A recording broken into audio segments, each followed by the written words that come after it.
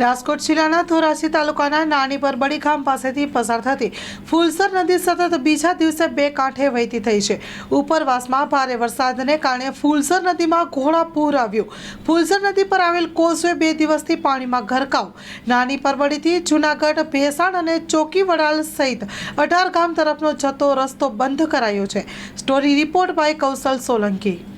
મારું નામ વાગડિયા કૌશિક, ગામ નાની પરબડી, તાલુકો ધોરાજી, જિલ્લો રાજકોટ।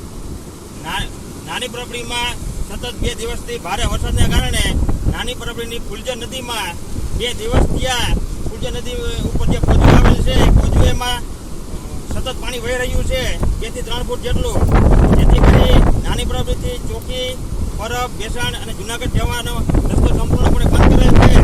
અને ગ્રામજનોની માંગ એ છે કે આ વહેલી તકે આ કોઝવેને ઓવરબ્રિજ બનાવે એવી સરકારશ્રીને વિનંતી કરી રહી છે અને અહીંથી જતા તમામ વાહનો ઉપર પ્રતિબંધ મૂકવામાં આવેલ છે।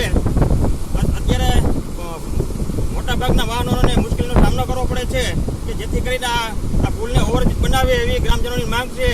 અને સતત 2 દિવસથી ભારે વરસાદને કારણે નાની પરબડીના તમામ ખેતરો જળમગ્ન હાલતમાં જોવા મળી રહ્યા છે અને